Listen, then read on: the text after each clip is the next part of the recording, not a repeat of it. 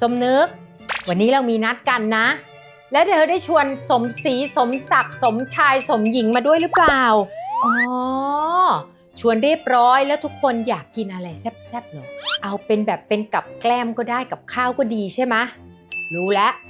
ถ้าอย่างนั้นฉันจะทำหมู3 ชั้นคั่วพริกเกลือการอยู่ที่สูงไม่ใช่เรื่องง่ายเพราะยิ่งอยู่คอนโดสูงก็ยิ่งห่างไกลจากอาหารวันนี้ป้าป้อมจะมาทำให้เห็นว่าครัวเล็กๆในคอนโดก็ทำอาหารดีๆได้ใช้งบไม่สูง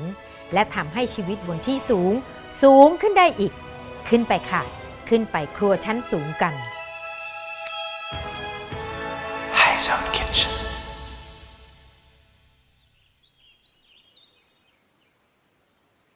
ตอนนี้นะคะเมนูคั่วพริกเกลือเนี่ยกลายเป็นเมนูยอดฮิตที่ร้านทั่วไปมักจะมีแต่ที่ป้าป้อมเจอเนี่ยมันมี2แบบคั่วแห้งกับผัดแฉะนิดหนึ่งวันนี้ป้าป้อมถือโอกาสจะมาทำให้ดูทั้ง2แบบและเนื้อสัตว์ในวันนี้นะคะป้าป้อมใช้หมู3 ชั้นซึ่งมันไม่มากหน้าตาจะเป็นแบบนี้ค่ะการใช้หมู3 ชั้นนะคะป้าป้อมต้องการให้มีมันแทรกมาการมีมันแทรกมาเนี่ยทำให้เนื้อสัตว์อร่อยนะคะป้าป้อมจำกัดความกว้างซะก่อนไหนทีมงานเยอะไหมเยอะไหมเยอะสงสัยต้องทำหมดกิโลค่ะจริงๆทำหมดกิโลเพราะอะไรรู้ไหมคะป้าป้อมบอกแล้วไงป้าป้อมจะทำให้ดูทั้ง2 อย่างคือคั่วเปียกกับคั่วแห้งหลังจากที่เราได้ความกว้างประมาณนี้แล้วหั่นเป็นเส้นกว้างแบบนี้นะคะเราก็มาหั่นตามขวางอย่าให้หนามากนะคะเพราะว่าถ้าหนามากแล้วเดี๋ยวทอดแล้วมันไม่มีความกรอบค่ะนี่ป้าป้อมหั่นออกมาเป็นชิ้นขนาดนี้ค่ะหมู3 ชั้นที่ป้าป้อมหั่นเนี่ยนะป้าป้อมเลาะหนังออกเรียบร้อยแล้วนะคะเพราะว่าถ้าหมู3 ชั้นที่ติดหนังอยู่เนี่ยหนังค่อนข้างเหนียวค่ะถ้าใครขยันเคี้ยวหรือฟันยังแข็งแรงอยู่เนี่ยก็ติดหนังไปได้เลยแต่ดูป้าป้อมซะก่อนเธออายุปูนนี้แล้วยังเคี้ยวได้ก็เก่งแล้วค่ะก่อนที่เราจะจัดการกับหมูนะคะเพื่อไม่ให้เป็นการเสียเวลาป้าป้อมจะตั้งน้ำมันสำหรับทอดหมูก่อนเลยค่ะวิธีการเนี่ยทำนองเดียวกันกับที่ป้าป้อมทำหมู3 ชั้นทอดน้ำปลาย้อนกลับไปดูคลิปเดิมได้นะคะป้าป้อมตั้งน้ำมันบนไฟกลางค่อนข้างแก่แต่ไม่ร้อนจัดนะคะแล้วเราก็มาจัดการหมูกันค่ะหมูที่หั่นไว้นะคะป้าป้อมจะปรุงรสด้วยเกลือและพริกไทยเท่านั้นค่ะจะเป็นตัวบอกรสของหมูนะคะแค่นี้จริงๆสำหรับตัวหมูความอร่อยเดี๋ยวเราไปเพิ่มที่ตัวพริกกระเทียมค่ะอีก1วัตถุดิบที่ป้าป้อมจะใช้ในการทอดหมูนะคะ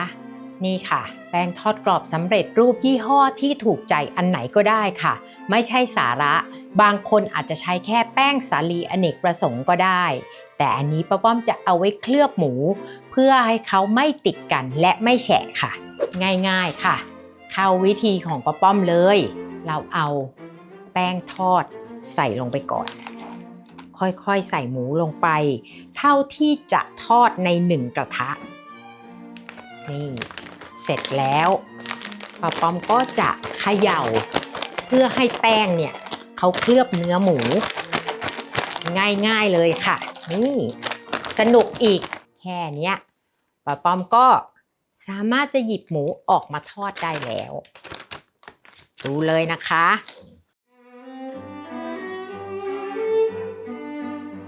ร้อนคลายขึ้นแล้ว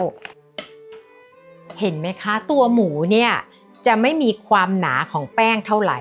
แต่ป้าป้อมจะทอดไปจนกว่าหมูจะเกรียมค่ะหมู3 ชั้นของเราเริ่มเป็นสีเหลืองทองแล้วนี่เห็นไหมคะสวยงามมากค่ะเราก็เอาขึ้นมาพักนะคะ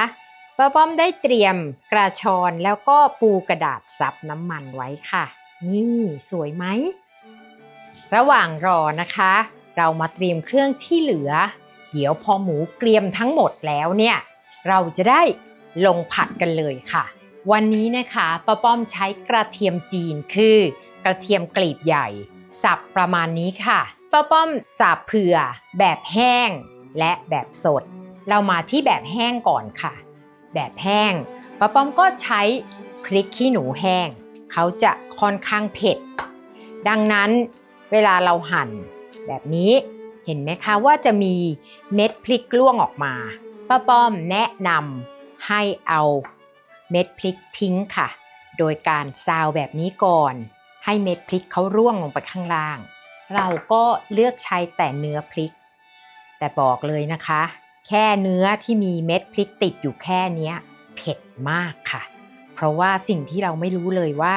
พริกขี้หนูแห้งเขาใช้พริกอะไรเราโดนพริกกะเหรี่ยงเข้านี่เราตายเหมือนกันค่ะต่อให้ป้าป้อมเป็นคนชอบกินเผ็ดนะสำหรับพริกสดนะคะก็เบาๆมือหน่อยแล้วกันใช้แค่พริกขี้หนูจินดาก็พอคืนใช้พริกขี้หนูสวนรับรองแสบเกินค่ะพริกขี้หนูจินดานะคะเพื่อความสวยงามป้าป้อม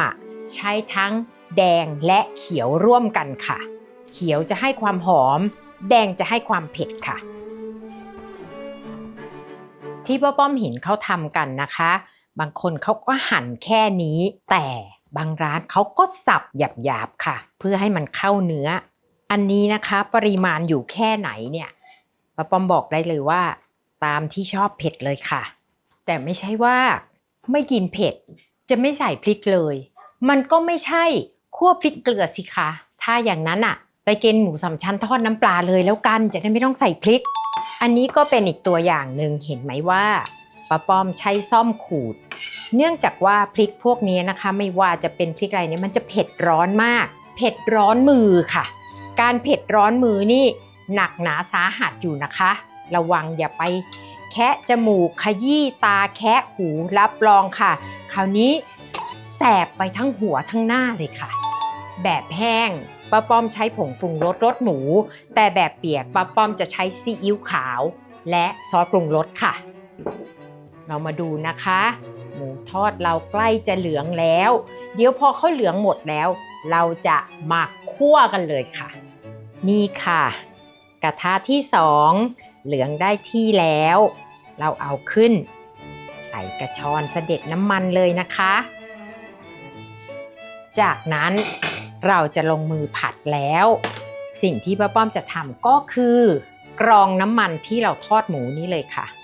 เรากรองเอาเศษแป้งทิ้งไปค่ะเอาละค่ะคราวนี้สิ่งที่ป้าป้อมจะทำแบบแห้งก่อนนะคะแบบแห้งเนี่ยคือเราจะต้องเจียวกระเทียมเจียวเนี่ยป้าป้อมจะไม่ใช้ไฟแรงมากถ้าใช้ไฟแรงมากแล้วกระเทียมมันเป็นของที่สุกง่ายพอสุกง่ายแล้วเขาก็จะไหม้ป้าป้อมจะเจียวกระเทียมสำหรับแบบแห้งแล้วนะคะอย่าไฟแรงใจเย็นๆคั่วไปแล้วก็เอาขึ้นก่อนความเหลืองที่เราต้องการหน่อยหนึ่งเพราะว่าเขาจะขึ้นมาสุกต่อเอาละค่ะดูนะคะตอนนี้กระเทียมของป้าป้อมเริ่มเหลืองแล้วสิ่งที่ป้าป้อมจะทำก็คือป้าป้อมจะเอาพริกขี้หนูแห้งที่หั่นไว้ลงไป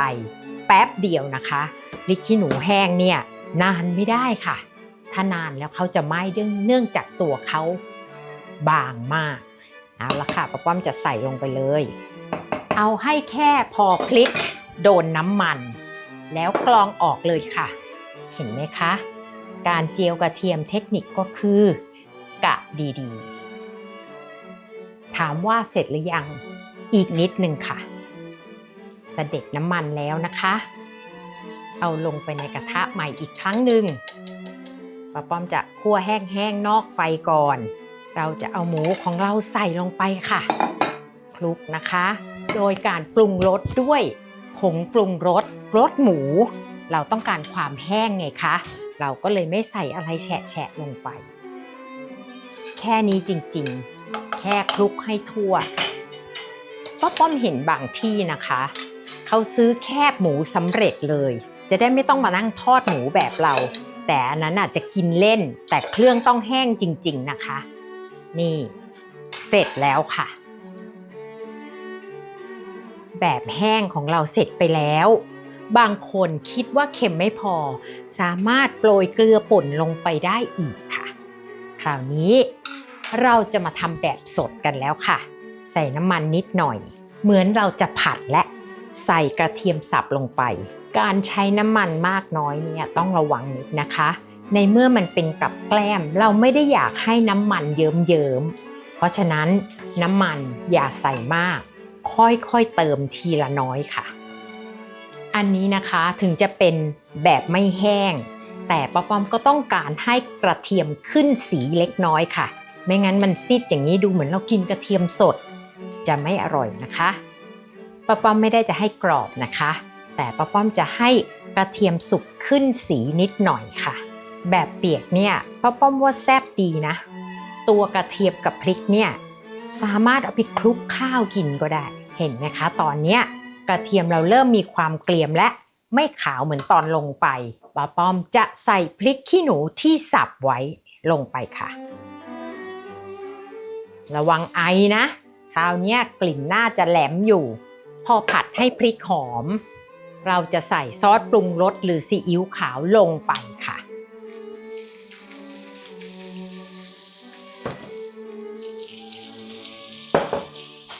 น้ำตาลนิดหน่อยเพื่อชูรสนะคะพริกไทยค่ะ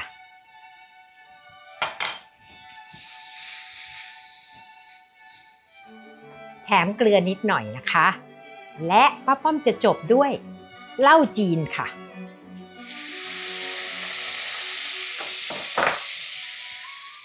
ใช้ได้แล้วใช่ไหมคะป้าป้อมจะใส่หมูลงไปแล้วนะ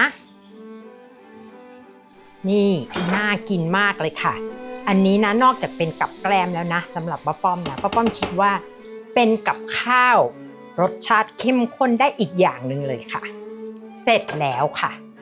เรามาลงจานกันเลยนี่เลยค่ะแบบเปียกของเรามาแล้วความน่ากินไม่ได้น้อยหน้ากันเลยนะคะ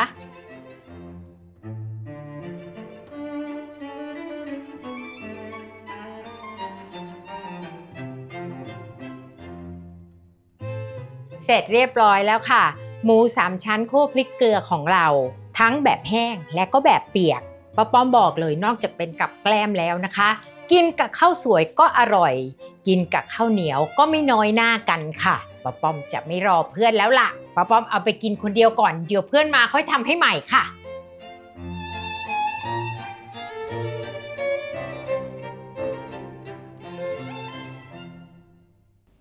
เก็บครัวเสร็จแล้วก็มากดกระดิ่งกด Subscribe ไว้นะคะเพราะว่าครัวชั้นสูงยังมีอีกหลายเมนูจะได้ไม่พลาดกันค่ะ